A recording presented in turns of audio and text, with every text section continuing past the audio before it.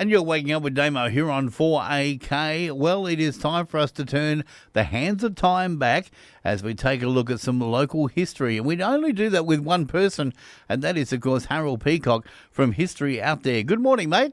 Yes, good morning, Damo. It's a bit of a chilly morning this morning. I think the seasons are turning. It certainly is, mate, but we got a big celebration today because it's your birthday. Oh, look, it is, and I wouldn't want to be any other place other than online with you. There you go, mate. 25 again. How does it feel? I can't remember. That's how many 25s there's been. But pretty good. Well, there you go, mate. I hope you have a terrific day, and I know how much you love telling historical stories, so what a good way to start the day, eh? Yeah, that's right. And I'm away next week, so I really wanted to tell you an Anzac story this week, because that's not far away, of course. That's next weekend. That's right, exactly. So we're heading to an Anzac story from Gundawindi about a soldier there who didn't win any medals, but it's a pretty amazing World War I story like no other. Yeah, that's right.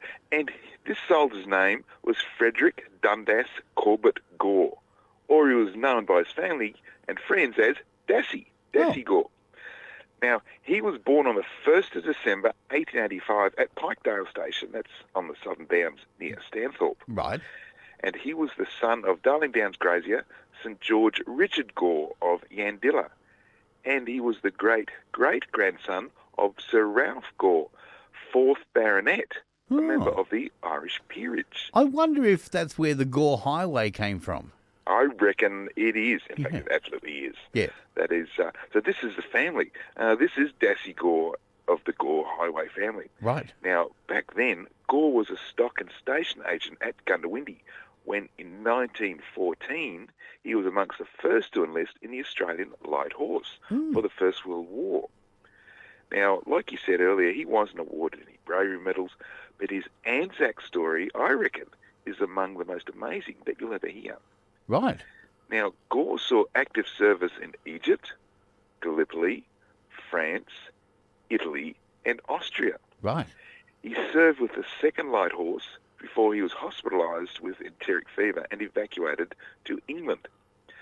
There he joined the Royal Flying Corps, and in France was credited with shooting down a 2-tier German aircraft. In 1917, though, Gore's Sopwith Pup, that was his plane, and his squadron came up directly against a flight led by Baron von Richthofen, right. the Red Baron. Now, the result was a draw, 2 machines down each, and Gore survived. Now, Gore was then sent to Italy on the front against the Austro-Hungarian Empire. He began flying there the more powerful Sopwith Camel aircraft. But Gore flew for the last time on the 2nd of February 1918. And that's when 3 enemy Albatross D-111 biplanes attacked his patrol. Gore was shot down. His plane spiraled out of control from about 14,000 feet. And this was about 25 miles behind Austrian lines. Now, Gore was presumed killed and for 2 months was officially posted as dead. Right. But he survived the crash landing. He was actually pinned underneath his Sopwith Camel with a fractured skull. But he was captured and became a prisoner of war, and even the enemy doctors were amazed at his ability to recover, and he survived that.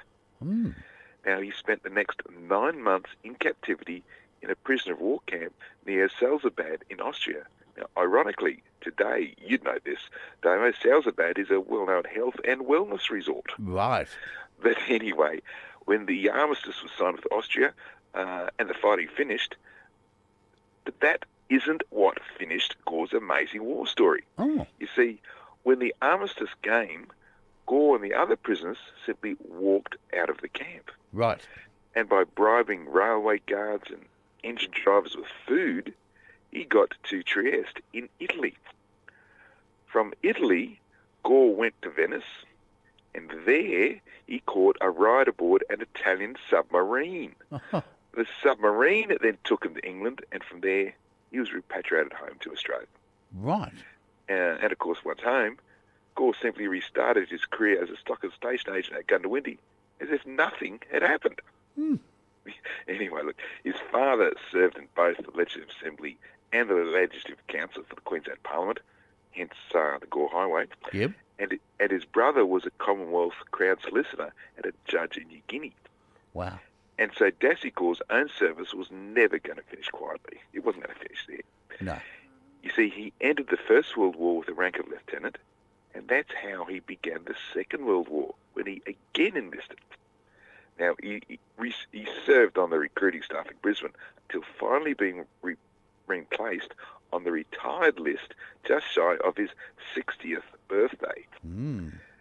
Anyway, Gore was living in McIntyre Street in Gundawindi when, at the age of 78, he passed away in 1964. And he's buried at the Gundawindi Cemetery. But I had to tell you about Dassie Gore because he didn't receive any bravery awards, but I defy you, the listeners, to find an Anzac story more diverse than this.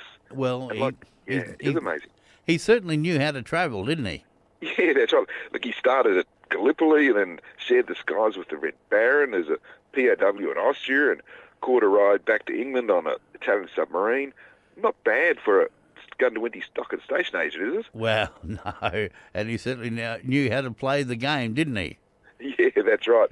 It makes my birthday today a little bit tame in comparison because I'm not complaining. It's pretty exciting talking to you, but gee, what a life Gore lived. Certainly did, mate. Now, you're going to be posting this story up on your website? Absolutely. It'll be towards the end of the week. I'm actually in New Zealand researching another story, but I'll get this story online towards the end of the week. That's on my website, historyouthere.com. All right, historyouthere.com. Mate, you have a great time over in New Zealand, and we'll look forward to catching up with you in a couple of weeks' time. Looking forward to it.